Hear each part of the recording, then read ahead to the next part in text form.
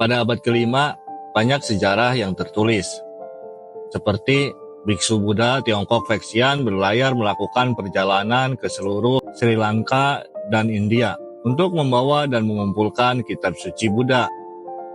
Sedangkan di belahan bumi lainnya, ada Persia yang menyatakan perang terhadap Armenia. Dan kira-kira di masa yang sama, di Indonesia, tepatnya di Jawa Barat, ada sebuah kerajaan yang sedang menghadapi banjir yang merusak jantung kekuasaannya. Tapi dengan musibah ini, sang raja mengeluarkan ide untuk membuat mega proyek. Bisa dibilang mega proyek pertama Nusantara, dan hasilnya ribuan nyawa terselamatkan. Assalamualaikum warahmatullahi wabarakatuh. Selamat datang di channel Amatir, yang sampai sekarang masih bingung nama channelnya apa, isi kontennya apa, gak nyambung. Gak tahu ini channel mau dibawa kemana. Kenapa jadi curhat ya? Oke, kita lanjut aja ya.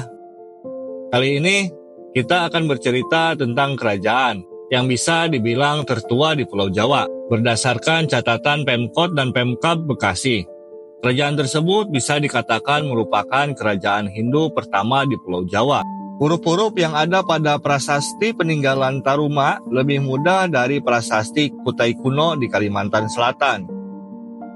Ditambah lagi, eksistensi kerajaan Taruma ini didukung bukti-bukti sejarah yang kuat, kayak Candi Jiwa atau prasasti yang lainnya. Ntar kita bahas lebih jauhnya ya. Di zaman modern ini pastinya kalian banyak melihat mega proyek kan? Nah, di zaman kerajaan dulu, mega proyek itu udah ada loh. Proyek ini dibangun tanpa alat berat pastinya ya. Ceritanya gini nih. Dulu tuh ada luapan banjir yang sangat besar menerjang istana. Nah, si istana saja terdampak. Bisa dibayangkan kan betapa parahnya akibat dari bencana itu bagi kehidupan rakyat. Kerajaan yang dipimpinnya yang sangat bijaksana dan dicintai rakyatnya, sang raja ini berdiskusi dengan petinggi-petinggi kerajaan. Akhirnya sang Maharaja Taruma membuat mega proyek pengerukan sungai hingga ke laut untuk antisipasi banjir di kemudian hari dan mencegah kekeringan. Sungai itu bernama Candrabraga atau yang sekarang dikenal dengan Sungai Bekasi di Jawa Barat. Sungai ini mengalir dari selatan menuju utara wilayah Kabupaten Bekasi, berhulu di pertemuan Sungai Cikeas dan Sungai Cilengsi, dan berakhir di bagian timur Teluk Jakarta.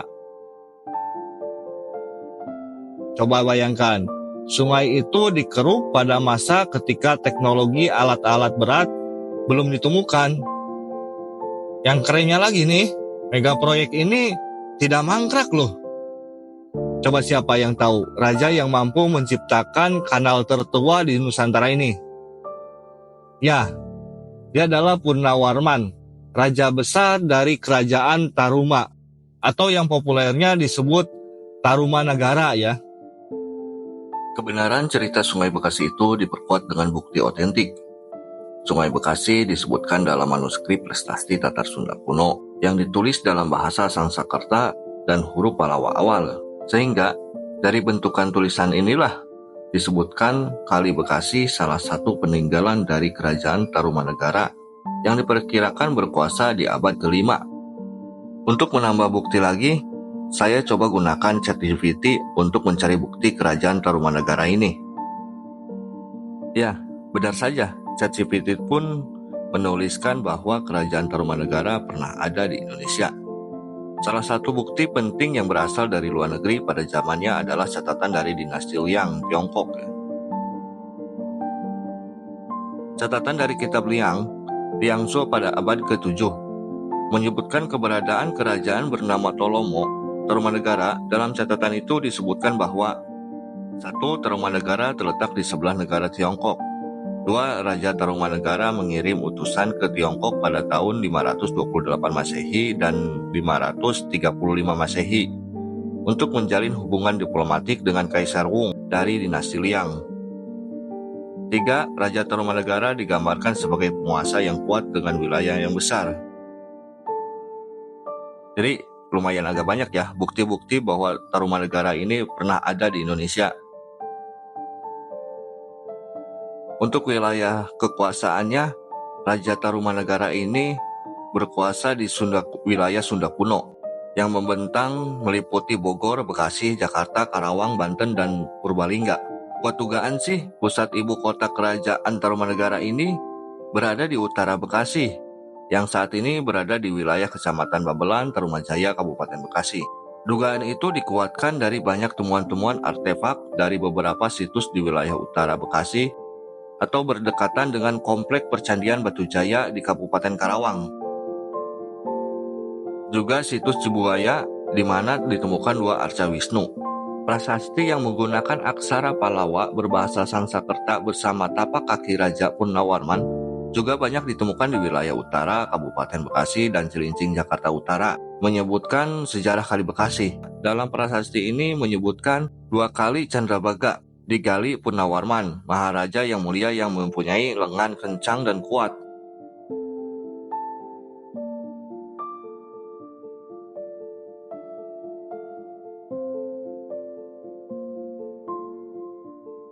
Di naskah Wangsakerta menyebutkan bahwa di bawah kekuasaan Punnawarman terdapat 48 raja yang membentang dari Selangkanegara atau Rajatapura sampai Purbalingga.